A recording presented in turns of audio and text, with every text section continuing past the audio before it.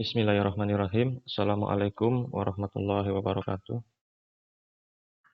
Selamat pagi, putra didik kelas 9 MTS Muhammadiyah Lubuk Pada pagi hari ini atau siang hari ini di kelas 9 semester 1 atau GASAL, pelajaran Bahasa Indonesia akan kita mulai dengan teks laporan percobaan.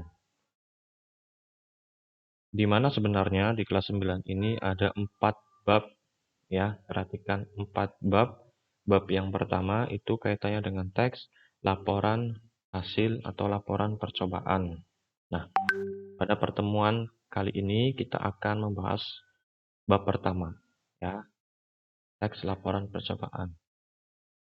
Di mana dalam teks laporan percobaan ini pun terdapat beberapa subbab, ya. Subbab yang pertama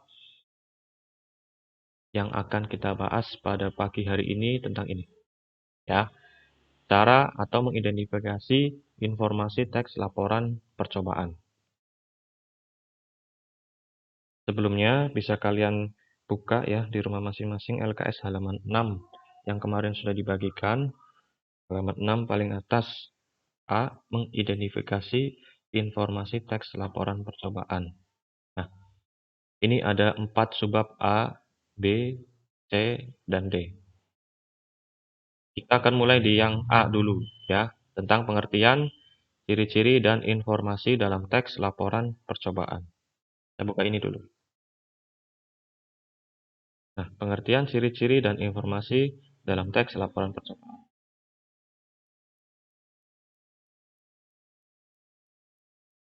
Nah, ini pengertian, ya. Di video ini pengertian Pak Guru ringkas dan kalian bisa lebih dalam memahami tentang apa itu pengertian teks laporan percobaan di LKS kalian masing-masing halaman 6, ya. Perhatikan di depan ini. Pengertian teks laporan percobaan. Teks laporan percobaan atau eksperimen merupakan teks berisi paparan data. Datanya berupa perincian. Perincian hasil apa, Pak? Perincian hasil praktik, ya. Kalau nggak praktik pengamatan, kalau nggak pengamatan hasil dari penelitian. Jadi, fungsi atau arti dari teks laporan percobaan ini adalah sebagai bahan tambahan ketika kalian melakukan sebuah praktikum atau pengamatan ataupun penelitian. Nah, kan kita tujuan menulis sebuah teks dari awal ya, dari semester atau kelas 7, yang namanya teks yang kita tulis itu tujuannya agar semua orang tahu apa yang kita tulis, semua orang paham apa yang kita utarakan. Nah, pun sama dengan ini. Yang namanya percobaan atau eksperimen juga perlu kita tuliskan. Apa aja, Pak? Langkah-langkahnya, ya. Yang pertama langkah-langkahnya, kemudian yang paling penting itu hasilnya seperti apa. Nah, ini ada semua dalam teks laporan percobaan. Teks laporan percobaan ditulis berdasarkan percobaan data setelah kita mengamati atau selesai kita mengamati.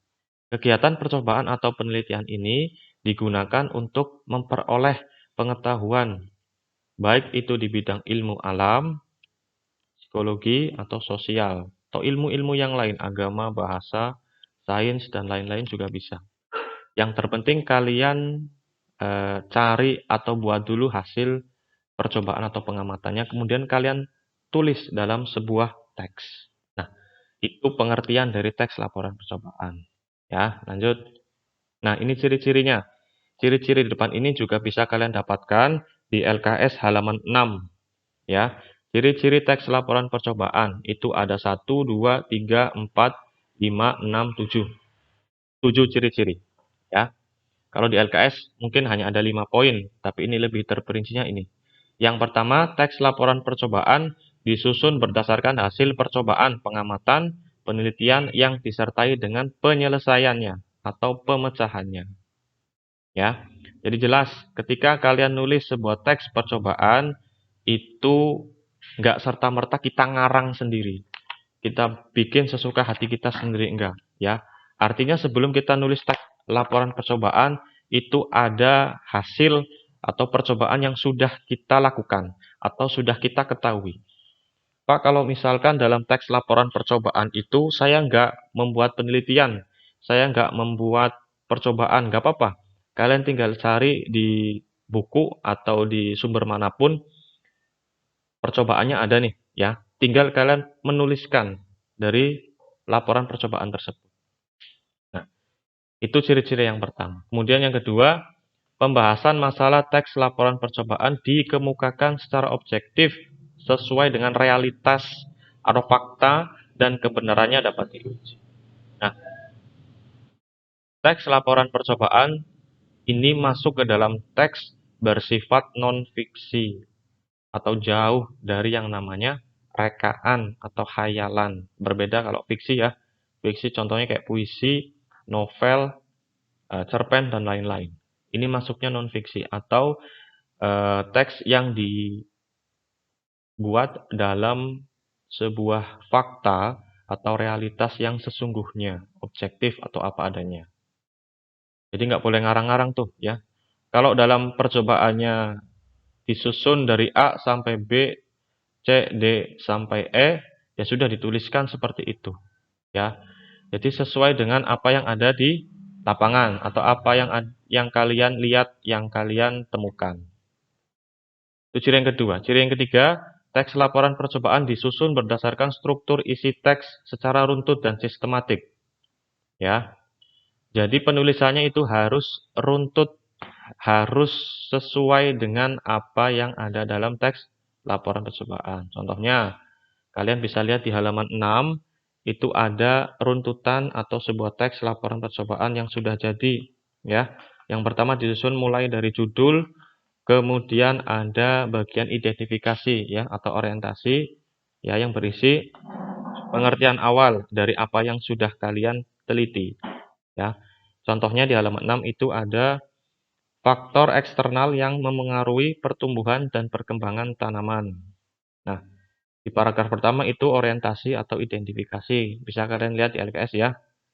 Itu harus runtut judul, identifikasi, kemudian alat-alatnya ya. Alat-alat yang kalian gunakan untuk membuat percobaan itu. Nah, setelah alat-alatnya, kemudian masuk ke langkah-langkahnya. Langkah dalam membuat sebuah percobaan itu dari 1 sampai 6. Nah, itu diperhatikan. Dan yang terakhir tabel atau di halaman 6 paling bawah itu ada hasil ya atau pengamatan yang bisa kalian lakukan. Misalkan hari pertama ya tanaman A, B, C, D sampai hari ke-4 ya. Nah, ini hasil akhirnya ada di halaman 7 paling atas. Kemudian dilanjut dengan kesimpulan. Sama kayak seperti contoh teks-teks sebelumnya yang sudah kalian dapatkan di kelas 7 maupun kelas 8 ya. Ada yang namanya struktur dan struktur itu harus diikuti ya. Nggak boleh kalian ngarang sendiri, nggak boleh kalian susun sendiri. Kalau di awalnya judul, ya sudah judul. Nggak usah dikasih inisiatif sendiri, nggak boleh. Ya. Kemudian ciri yang keempat itu ada menggunakan bahasa ilmiah baku, jelas, komunikatif. Ya. Bahasanya baku, nggak boleh bahasa kiasan, nggak boleh bahasa yang istilahnya bahasa-bahasa surga, nggak boleh. Ya, harus bahasa yang sesuai dengan Kamus Besar Bahasa Indonesia. Ya. Selanjutnya, teks laporan percobaan ditulis dengan data lengkap sebagai pendukung laporan. Ditulis secara lengkap. Kalau kalian sudah bisa mengikuti cara menyusun teks laporan percobaan sesuai dengan strukturnya, itu sudah barang tentu dikatakan lengkap. Ya, datanya lengkap. Jadi ketika kita sudah nulis, kita sebarkan nih, yang tujuannya bisa dibaca banyak orang, itu akan sedikitnya membuat orang itu mengerti, oh ini benar-benar data nih, ini benar-benar teks laporan percobaan nih. Kenapa? Karena datanya lengkap, ya bisa dipertanggungjawabkan. Selanjutnya, teks laporan percobaan dibuat menarik dan interaktif, ya dibuat semenarik mungkin. Ya, dibuat semenarik mungkin. Misalkan kalau dalam tipografinya atau cara penulisannya, misalkan kalian boleh dikasih gambar, boleh dikasih tabel dan lain-lain. Ciri-ciri yang terakhir, teks laporan percobaan menuntaskan masalah-masalah yang muncul. Nah, masalah-masalah yang ada. Biasanya ketika orang nih, contoh kayak ada ilmuwan, ada orang yang paham betul atau ahli betul dalam salah satu ilmu, biasanya menemukan sebuah masalah. Kemudian untuk memecahkan masalah tersebut, dibuatlah sebuah penelitian. Ya, penelitian. Lalu setelah di penelitian, oh ternyata permasalahannya di sini setelah saya teliti. Ketemu tuh. Nah, kemudian kalian tuliskan secara rinci dan lengkap. Begitu, ya. Kalau ada pertanyaan nanti bisa dilayangkan di WA Group atau WA pribadi Pak Guru. Lanjut. Nah, ini informasi dalam teks laporan percobaan. Ada 5W1H atau dalam bahasa Indonesia Pak Guru lebih suka menyebutnya adik Simba. Apa, di mana, kapan, siapa, mengapa, dan bagaimana. Ya, ini persis atau sama kalau dalam teks-teks yang lain, contohnya ada di kelas 8 semester 1 itu ada teks berita, itu juga menggunakan ini ya. Unsur atau rumus adik Simba. Apa judulnya, apa yang diobjek percobaankan, apa alatnya, apa bahan, dan apa simpulannya. Siapa yang melakukan percobaan, mengapa, kenapa sih percobaan itu dilakukan, kapan kalian melakukan percobaan itu, di mana, letaknya di mana kalian melakukan percobaan tersebut, dan bagaimana langkah-langkah percobaannya. Artinya dituliskan dari awal sampai akhir, sampai hasil penelitian. Begitu. Ya, lanjut. Nah, ini contoh teks laporan percobaan yang Pak Guru ambil di halaman 6, LKS Bahasa Indonesia kelas 9 semester 1.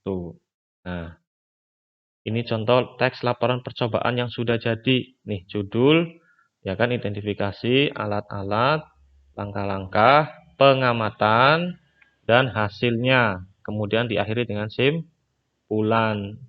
Ya, jadi bisa kalian perhatikan, bisa kalian pahami juga di halaman 6 sampai halaman 7 paling atas.